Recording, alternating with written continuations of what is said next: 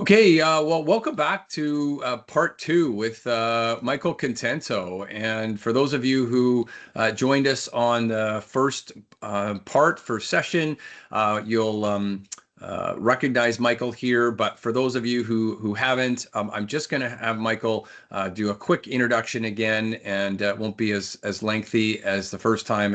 And if you're looking for more information on Michael, you can listen to the first part of that session, that recording. So, Michael, welcome back. Thanks for joining us. I'm glad you got the memo on the blue shirt. We're both aligned there. So here we go. So can you just do a quick, for those of you who weren't on the first one, first little background on yourself, and then I've got some questions for you. Absolutely. So Heartland, glad to be back. Very excited. A bit of my background real quick. Been in the IT MSP space for 30 years. I started a small little MSP here in Toronto, Canada called My Blue Umbrella. Grew it to about 12 million in top line revenue, predominantly MSP recurring revenue. Really cool story. My very first client was a private equity company here in Toronto, Canada, which 25 years later was still my client, and started a platform with one of our direct competitors called F12, 12.net, and eventually acquired us into F12. And so I essentially sold my first company, sold my MSP to my first client. And then I stayed on as lead M&A growth strategist for the last 6 years in growing the platform to over $100 million. Today, I'm the founder and CEO of Simple Mystery.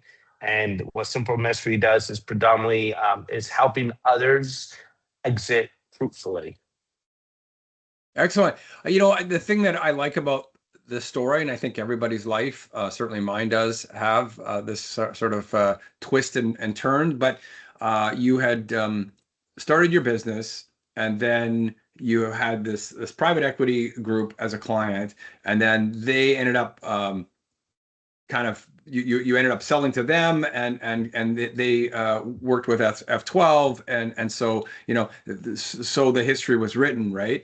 And what would have happened had you not had that first client, right? Where would you be at? Would you have the same business? Maybe probably sold to somebody else. That certainly would have changed the trajectory for you for a number of years. And everybody's life's this way, but I like sort of pointing those things out because they're pivotal things that you just landed that client, right? And when you landed them and they landed and they worked with you, neither of you knew what the future would hold. So it's very cool. Yeah, 100%. And it's no secret that, Harlan, we get MSPs get dozens of calls every month on getting acquired and not. Yeah. I think the big difference for me, I knew F12 extremely well.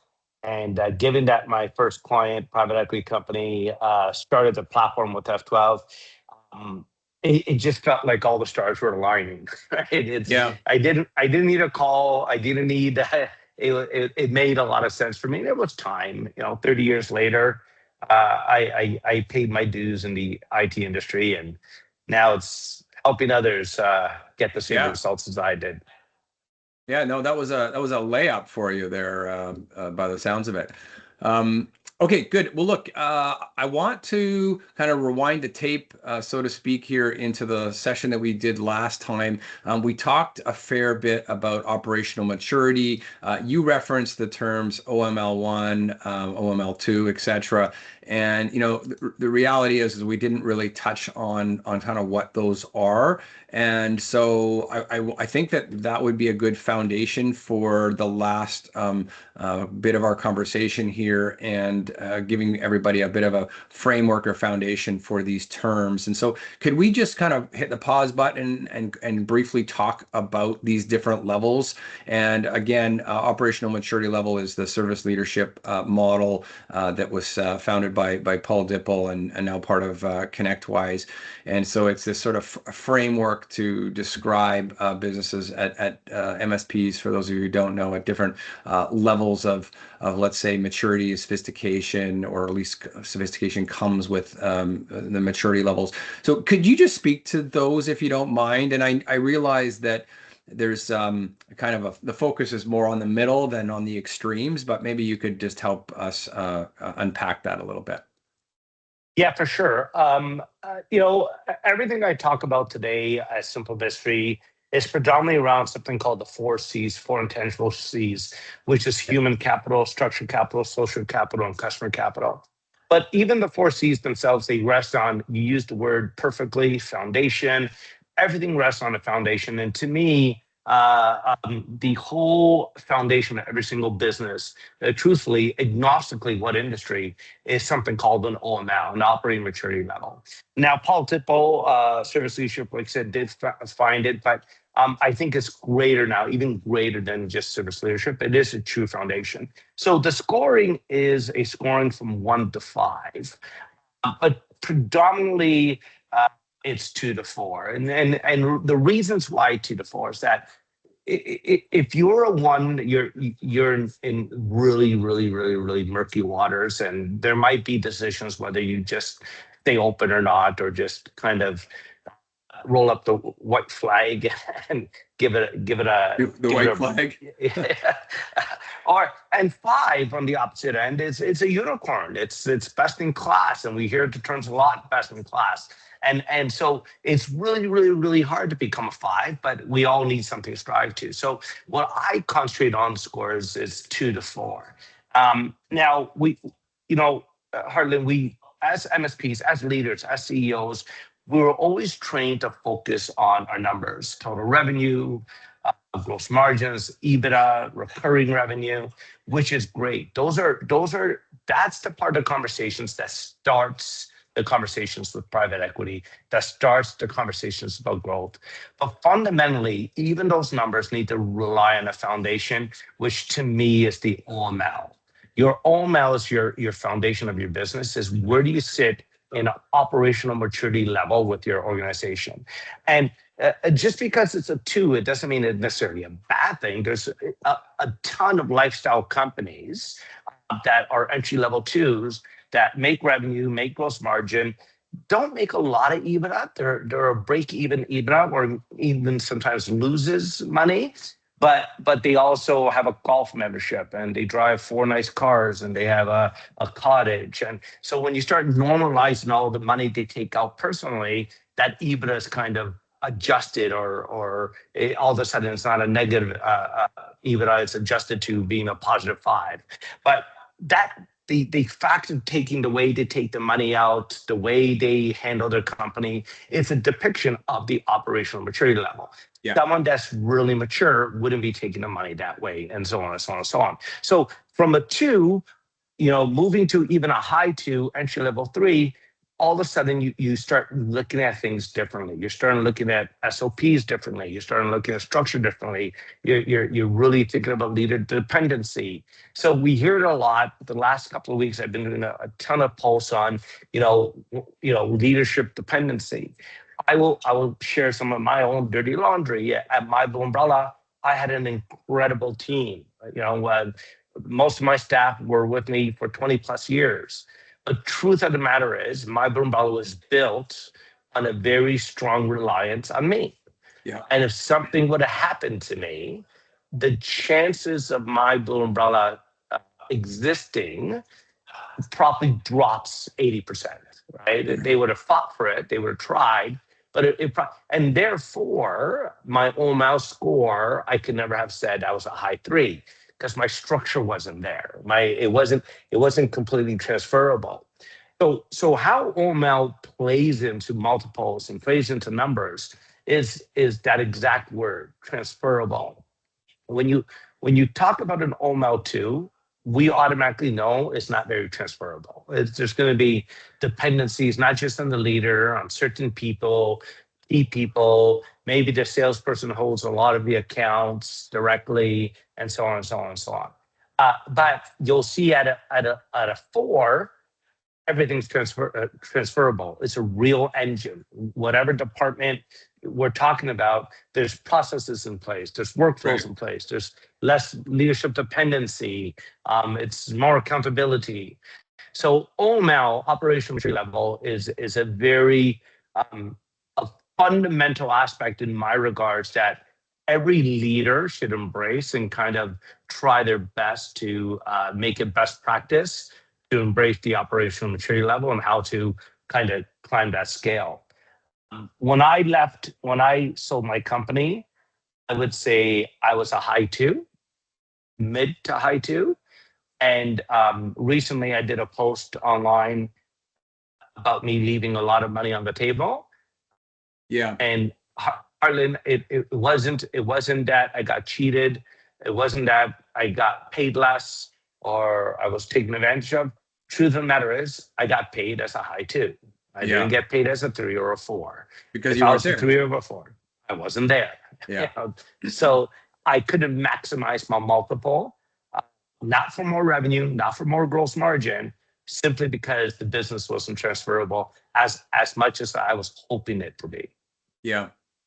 Yeah, no, we certainly see this in our day-to-day interaction, as well as the dependence on the owner, and then just essentially how long can you go away for and not have the phone ring or anybody call you, right? And I think there's always a little, well, my experiences anyway, a little bit of naivety and a little bit of exaggeration on behalf of a lot of sellers in terms of, well, they don't really need me, or I hardly do anything.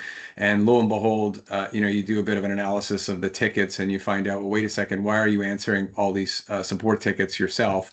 And the sort of truth comes out. So anyway, okay, so hopefully that helps everybody. We talked last time about Michael getting into these 4 C's. It was a bit of a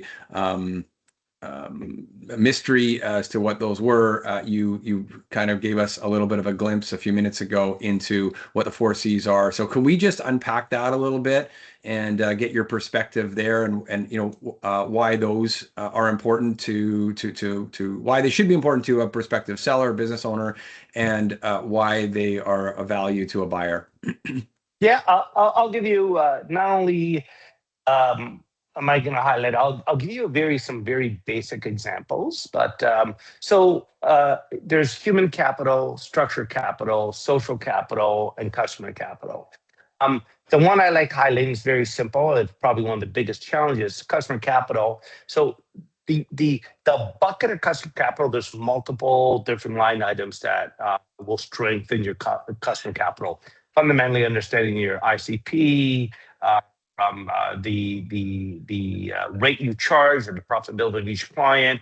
One in particular that I like pointing out because it's really easy and it's very fundamentally true to 10 out of 10 MSPs is when we sign a new deal, Harlan, let's say today I just signed a beautiful new account, 50 users, and I'm billing an amazing amount every month, and I signed it for 36 months. Typically, 10 out of 10 MSPs, what they have done in the past, we're changing more and more today, but in the past, we would have did a 36-month contract, and month 37 rolls into automatic month-over-month renewal, which is great. And the client's been with us for 3 years, the client's been with us for 4 years. So when I ask someone, how big is your company? And this is all hypothetical. We're $10 million and we're 70% recurring revenue.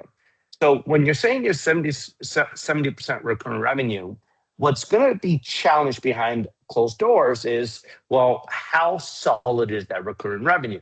Yeah. If 7 million of your 10 is recurring revenue, and most of your clients that were on a 3-year contract are now all month to month. So $7 million of your recurring revenue has lapsed the 3-year contract, and most of it's on a month to month.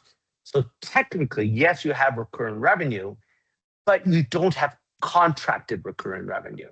And what they mean by that, you don't have a new wet signed agreement that locks them in for another 3 years. So if most of your 70% of your current revenue can technically walk with a 30-day notice or 60-day notice, you don't really have 70% recurring revenue anymore. It's there, but it's Yeah. not guaranteed. So one of the reasons why, and I'm speaking vaguely, not for everyone. One of the challenges, Heartland, is in the MSP world, sometimes it's actually easier to sign a net new client than signing the renewal. A client that's been with us for 3 years, a lot of things can have happened in the 3 years. We could have missed a ticket, we could have dropped the ball, something else happened, or they weren't very happy with the service year one, or something changed. So going back after 3 years to an existing client sometimes can be even harder than trying to find a net new client. I'm not Yeah. saying all the time. I'm not saying all the time. So the issue is that because of that, we just keep on focusing on net new logos. Let's just get new logos, and that will make us feel better citing a new deal. But when you're trying to get a maximum multiple for your organization, and you already have the existing recurring revenue, it's actually better to lock them in for another 3 years on a real new web sign agreement, if that makes any sense. What do you think about moving into so after that 3-year contract, moving into like an auto renew 1 year? So basically, they have a window of time at the end of that 3 years to renew or not renew, and if they do renew, it will, or if they don't, I should say, if they don't renew, actually renew automatically into a 1 year auto renewing contract with another, let's say 60, 90 days kind of out clause at the end. Yeah, so that's a great question. So first and foremost, the whole point of this is to maximize the multiple. Maximize the multiple. So if you and I are about to spend, $20 million on an organization, do we want a new 3-year contract or a new auto renew 1-year contract? If we want to maximize a multiple and get the most money for our organization, sitting down with a client, talking about your rates have raised, different services, upselling. There's so much more potency or so much more value to sitting with a client and getting a net new 3-year agreement, normalizing all the services, making sure they're on the right program. So the 1-year auto renewal, great, very good. Quite frankly, you're still sell your company even if it's on a month to month. What we're talking about is maximizing your multiple. That's the only difference. Your company will still sell whether you do this or not, but will get the maximum multiple is the question. So, what's your experience from the perspective of the risk associated with the lack of, let's say, revenue certainty? In other words, contracts. Our general experience is that although valuations take a bit of a hit, it's primarily the payment terms that are going to take more of the hit than the valuation itself. So in other words, the seller will just get less value on close, but the total value, hey, if in 3 years that revenue is still there, we're happy as a buyer. We just don't want to roll the dice and hope that is the case. And so we want to attach some kind of ratchet, and that's done in a form of an earnout. That's been more of our experience than the buyer rather, saying, we're gonna give you half a turn, 1 turn, 2 turns less in terms of a multiple. What's your experience, both as a buyer and seller? Yeah, so you're absolutely right. Once again, I want to be very clear. Your company with good revenue, good recurring revenue, good EBITDA, your company's going to sell regardless, one way or another. The question is, am I going to pay, and I'm making this up, I'm fictitious number, am I going to pay 8x or would I pay 8.5x? Right. And really, that's what I'm trying to articulate more. So I'm going to pay 8x, 6x, 7x, whatever the multiple is, I'm going to pay it.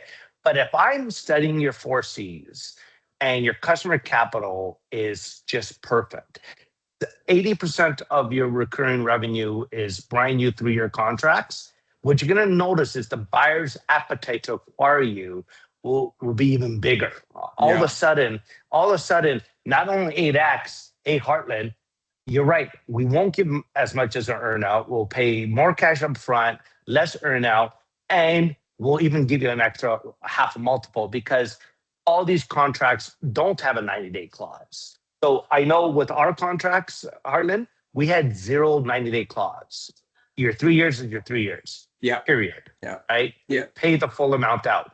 But when you have that kind of agreement, and 80% of your current recurring revenue is contracted for another 3 years, you can see how all of a sudden the buyer is not just concerned about an earnout anymore, but they're like, this is great. We know for a fact at least another 2 years it's going to be contract recurring revenue. That's amazing. And I think it's the mere fact that you sit with your client year 3 and going into year 4, you sit with them, you look at their environment, you look at the past environment, you look at the present environment, you're making a conscious decision if this is the right program. Do we need to change it? Do we need to pivot? Do we need to add more security? Auto renewals just make it easy. You're really, Yeah. it's just how much effort did you really put into it? I think the effort is what really it looks, what the evaluation will look at is how much effort we're putting into their contract to get it renewed. Yeah. Yeah. Look, there's a few things there. I think this idea of the 3-year contracts is one that we see from time to time, but it's, we've got the groups who don't have any contracts, and then we've got groups that have contracts, but they're month to month. And then we've got groups that we speak with who have got contracts, but they're, typically more like 1 year, and then the odd one that will have 3 years. So, I think if some of you who are listening to this session may be bringing up points that I often hear and speak to, which I think I'll just address here in this point. And Michael, if there's anything you have to say, I'm certainly interested in your comments. But, the person says something along the lines of, well, look, I want to make sure that customer does business with me because they want to. We're not going to take them to court. We don't want to hold them to the fire. These are customers I've had for a long time. And, I don't see any reason why I should kind of tie them down to an engagement with us, a contract with us. And so, we just want to have clients work with us because they're getting value from us and want to keep working with us. And, my comment is, hey, if you're planning on operating the business for an extended period of time, 5-10 years, and that model is working for you, then as an operator, then that may be your choice. But if you look at it from the perspective of the buyer is saying, if you want me to take more risk, then I'm going to give you less money for that, right? And so I think that's fundamentally the crux of it is that if you're a prospective seller, or if you're not, but down the road at some point you might be, you need to put yourself in the buyer's shoes to say, would you write a large check on the basis that there's no kind of guarantees on any of this? And chances are you're not. Now, you might say, well, contract, if they don't want to pay us and they just stop paying us, I'm not going to take them to court and all those things, and that probably is true for most people. But at the end of the day, there's a portion of the people who will pay out the term of the contract if that's what they're legally liable to do, or it will just deter them from going with somebody else. So I think all of those things just lead to more certainty for the buyer. Yeah, you said it perfectly, and I think it's important. Listen, we hear the word many times, but the truth of the matter is, when we talk about transferability, how transferable is your organization? Yeah, contracts is one of them. If 90% of your contracts are a month to month, and new owners step in, truly, how transferable are those contracts? Will they walk? Will the clients get worried? It's a new ownership. Should we look for someone else?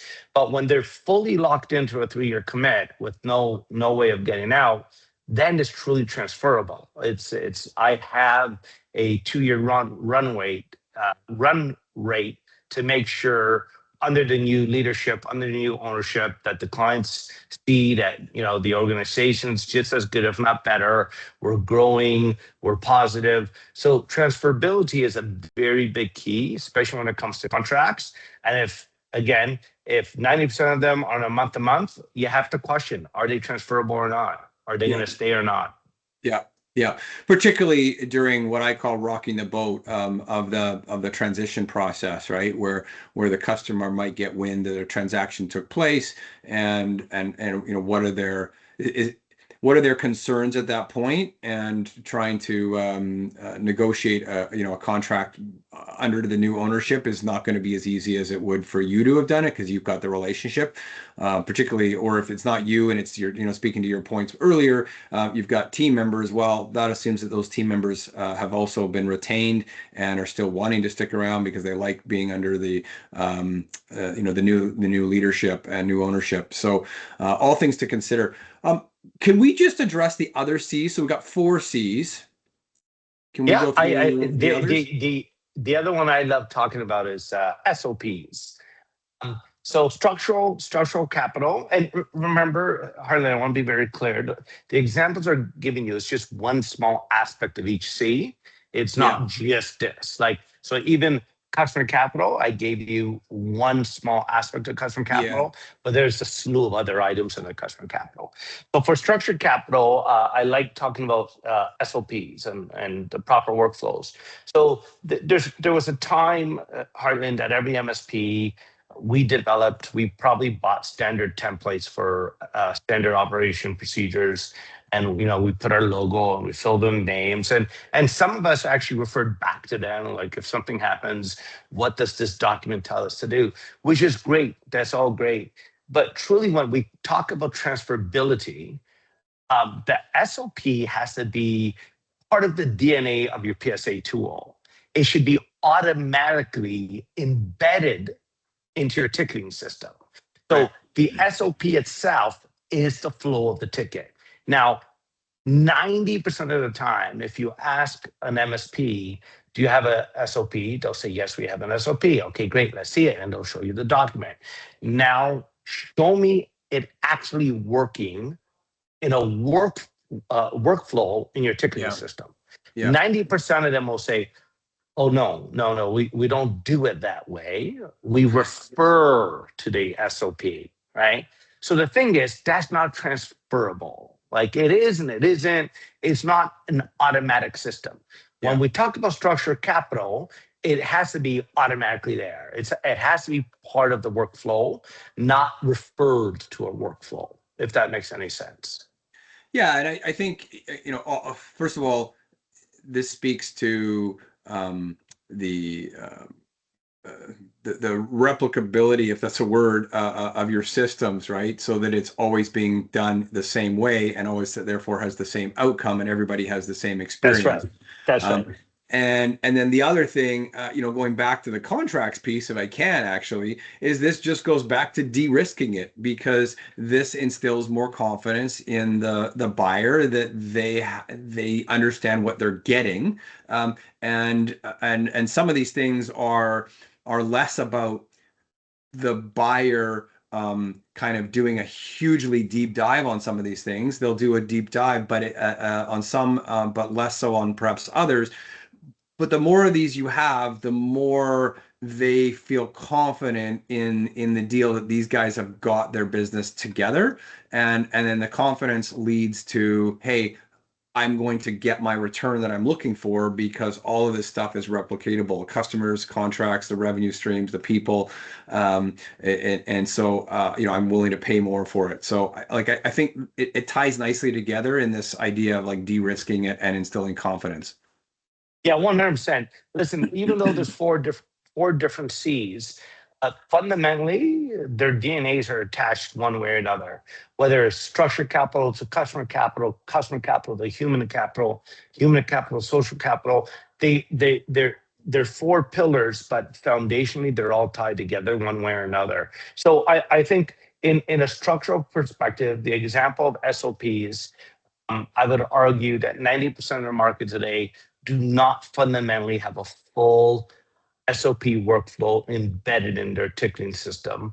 They have SOPs, they refer to SOPs, but it's not an automatic workflow within their Right. systems today. Excellent. Could we cover the other two here?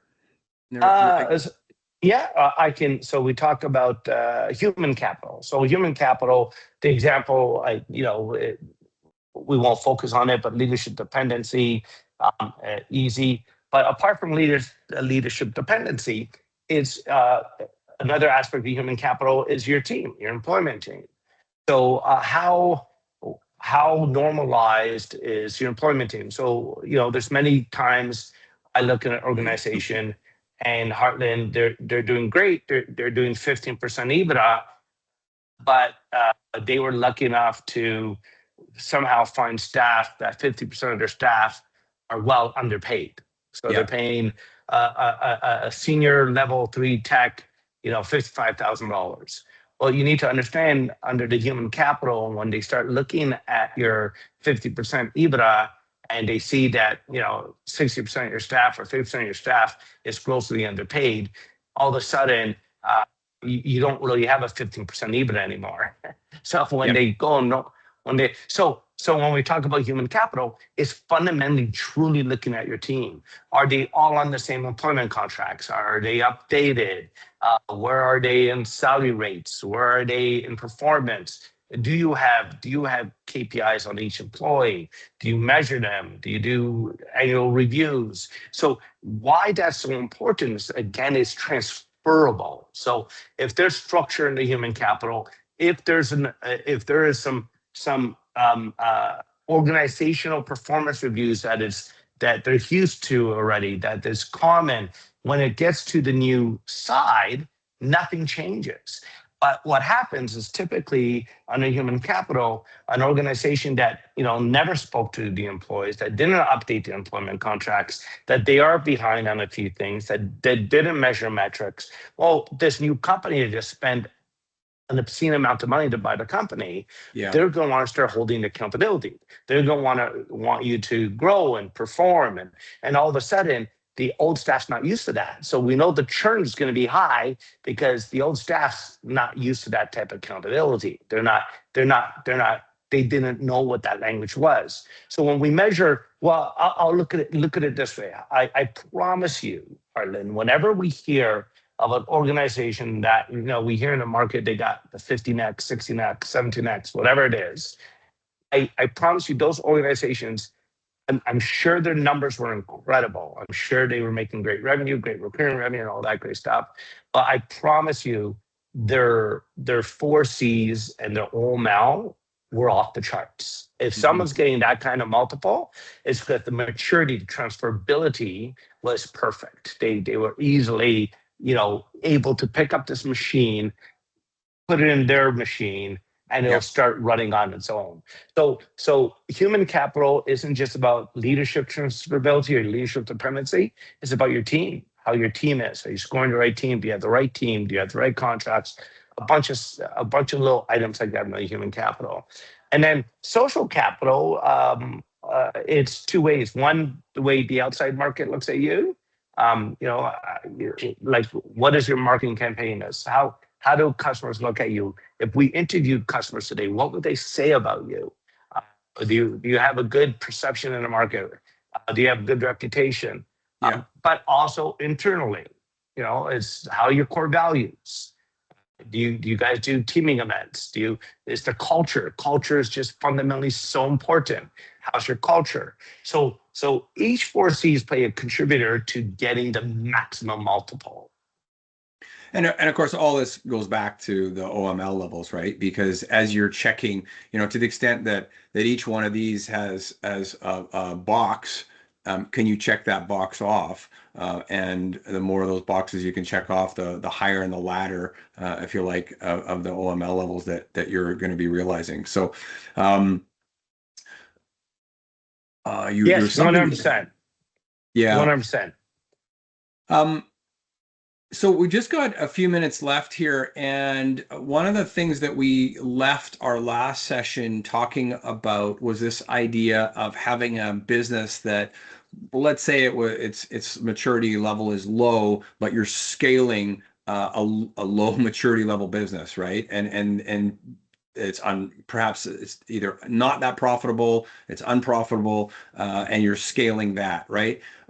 So we talked earlier, and your position was, which I totally agree with you, that you would rather have a much smaller, lean, well-run business where you are kind of highly profitable, but the revenues are just lower, right? And that's sort of sets that solid foundation that if you wanted to grow, hey, at least you have a strong foundation to grow from. If you don't want to, hey, you just got a lean, well-run machine, right?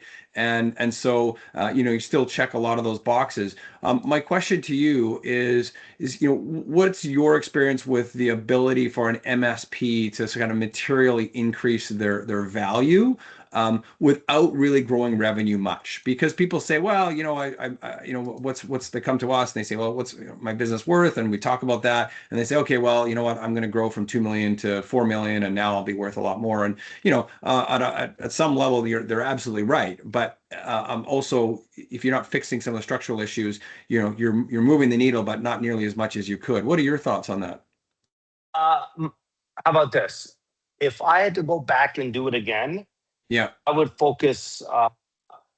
Not that I don't want to grow. I want to grow. I would love to be a large MSP, but my efforts will be more on the quality versus the quantity. Right. I And so, rather be I rather be a 10 million I3 OML with strong 4Cs than a 20 million that's an OML2 with low 4Cs. The 10 million will get double the amount as an enterprise acquisition value than the 20 million by far. right. Right. So you've answered the question. So the just you hear it, you're hearing it here, that the value can be increased. And look, would reiterate that as well. But I mean, Michael's done a lot of transactions, and frankly, generally done transactions that are larger than some of the ones that we've seen. And so this idea of like where, well, you say, well, what can I do, right? What can I do about growing my revenue? And, Michael, I don't know if you have any others to add to this, but, for me, it would be things like employee utilization rates. We talked about the contractual relationships with the customers, and frankly, cleaning house, right? We even mentioned that earlier, although not as a purposeful thing to do, but cutting those low margin customers. And so that you don't end up having this, well, we got okay margins. That's because we're making a ton of money here and not making any money here. So overall, it kind of works in the middle and we're doing okay. But let's get rid of those low margin customers, or keep them ideally, but just make them into higher margin customers. And then, of course, implementing automation solutions would help as well, and keeping expenses down. And then, and then the other one that we see, quite often, but is just the increasing prices and upselling the existing customers. So your net new logo count's not going to change, but you are selling them more and you're increasing their prices. So these are all things that you could be doing without really any revenue growth externally, right? No new logo counts. Yeah, you pretty much summed it up. I would say the few things I would personally focus on. First and foremost, who are you today and what do you want to be tomorrow? Make sure you fundamentally understand you are an MSP, MSSP. What are you focusing on? If you want to focus on cybersecurity, AI. So really fundamentally ground who you are. And from there, understand your ICP. It's extremely important to understand where you want to be in the ICP range. If 30 users is your prime candidates, that helps you. Understand your rate per user, meaning what your bill rate is for managed services and how you're making it profitable. And at the end of the day, how you're going to operationalize utilization rates, like you said, how you're going to operationalize your core business. And I have to tell you, Harlan, you touched on something that no entrepreneur ever wants to hear, but I drank the Kool-Aid. I never want to give up certain clients because we wanted the revenue and I have expenses. But truth of the matter is I drank the Kool-Aid so much today. It's time to say goodbye to those clients that are outside your ICP, that are not delivering the ARPU value that you need, the rate per user per you need. But until you fundamentally establish that, it's hard to say goodbye to them. because you Yeah. just don't know. Yeah. Yeah. Excellent. No, look, totally agree. Thank you so much, Michael. I know that you're tight on time here today, so I really appreciate part two. So hope everybody got lots of value from that. And with that, we'll do a wrap. So appreciate it. Yeah, thank you. Thanks a lot, Harlan. Looking forward to the next one. Sounds good.